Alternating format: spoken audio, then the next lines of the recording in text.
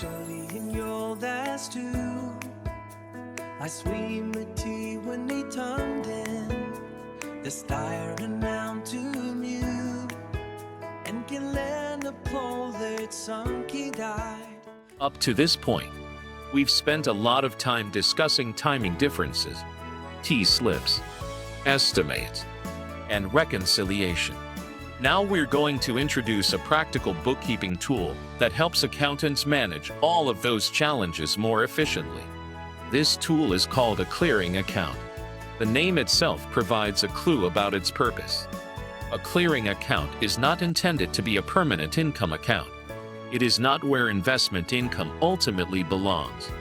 Instead, it serves as a temporary holding area until enough information becomes available to properly classify the income. Think of it as a waiting room for investment income. Let's look at why that is useful. Throughout the year, a corporation may receive many different types of investment-related amounts. There may be mutual fund distributions, interest deposits, investment account transfers, dividend payments, or other forms of investment income. The corporation knows that money has been received, but in many situations, it does not yet know the exact tax character of that amount. For example, a mutual fund distribution may arrive today. The cash is real. The deposit is real. But the accountant may not yet know how much of that amount represents interest income, eligible dividends, capital gains, foreign income, or return of capital. That information may not become available until the T3 slip arrives months later. Without a clearing account, the accountant is often forced to make decisions before all the facts are known, and those decisions may later need to be corrected. A clearing account solves that problem. Instead of immediately assigning the amount to a specific income category, the accountant temporarily records it in the clearing account. The amount is tracked, the cash is accounted for, and the bookkeeping remains accurate. But the final classification is postponed until the necessary tax information becomes available. This gives the accountant flexibility. There is no need to rush into assigning an amount to interest income, dividend income, or capital gains before the facts are known. When the T3 or T5 eventually arrives, the accountant can review the official information and properly allocate the amount to the correct tax categories. At that point, the clearing account has done its job. It acted as a temporary holding area while the accountant waited for reliable information. This is why clearing accounts are especially useful for corporations with non-calendar year ends. Those corporations frequently face situations where investment activity occurs before the related T-slip information becomes available. The clearing account bridges that timing gap. The key takeaway from this slide is simple. A clearing account is not a final destination for investment income. It is a temporary tracking account. It holds investment amounts until the proper tax information arrives, allowing the accountant to record transactions today while making accurate classifications later. And that simple idea makes managing investment income timing differences much easier. Now that we understand what a clearing account is, let's walk through exactly how it works in practice. The clearing account follows a very simple principle. Track first, classify later. Let's begin with the moment the corporation receives an investment distribution. Suppose a mutual fund pays a distribution of $1,065. The cash has been received. The transaction is real. The corporation's bank balance has increased. However, there is one problem. The accountant does not yet know the tax character of that distribution. At this point, several questions remain unanswered. How much of the distribution represents interest income? How much represents eligible dividends? How much is capital gains? Could part of it be foreign income? Could part of it be return of capital? The accountant simply doesn't know yet, and that is perfectly normal.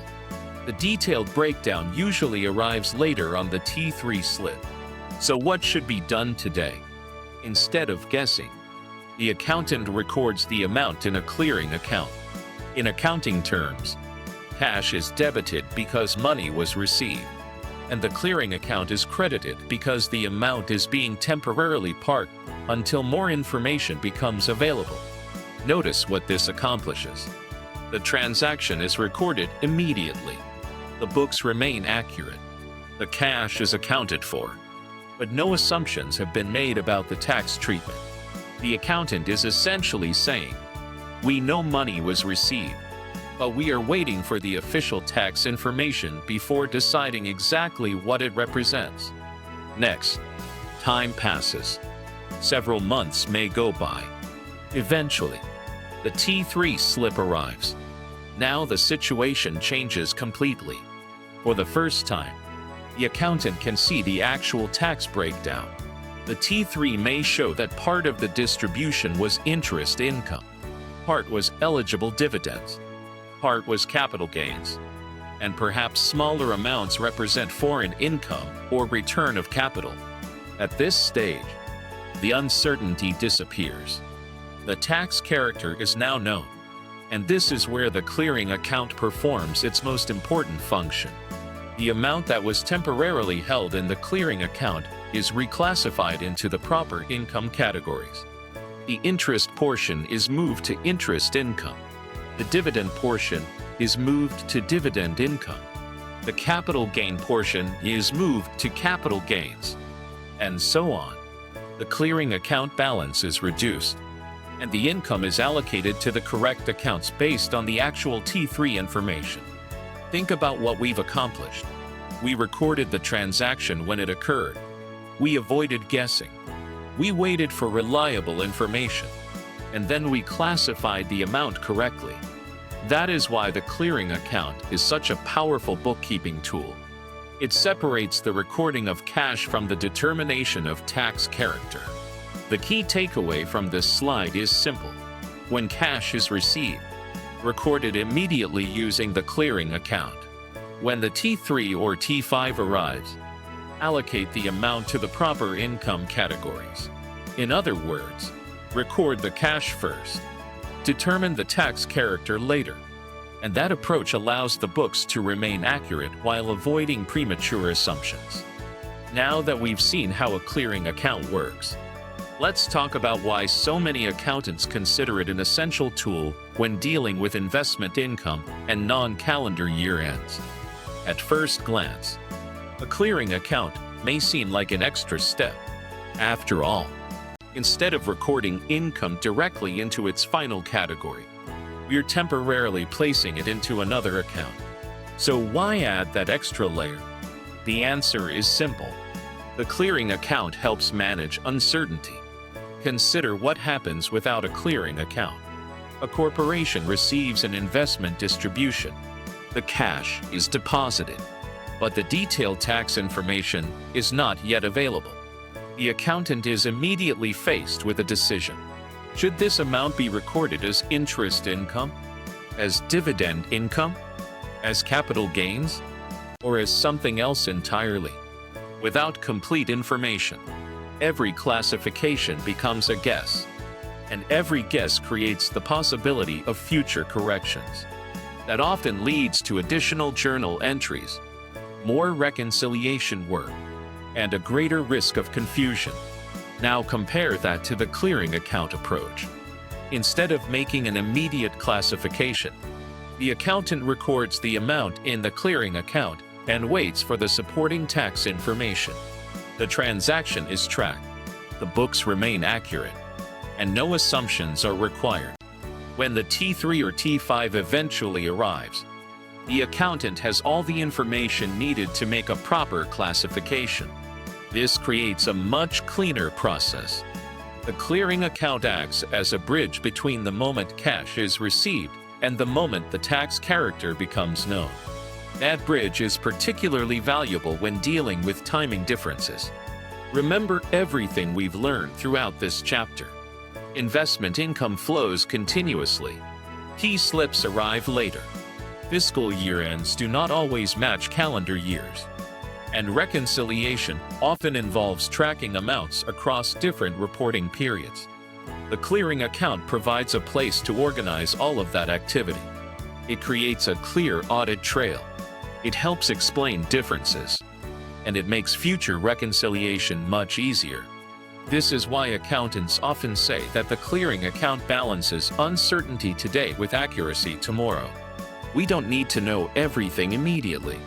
We simply need to track the transaction properly until the facts become available. The flow shown on the slide illustrates this perfectly. An investment distribution is received. The amount is recorded in the clearing account. Time passes.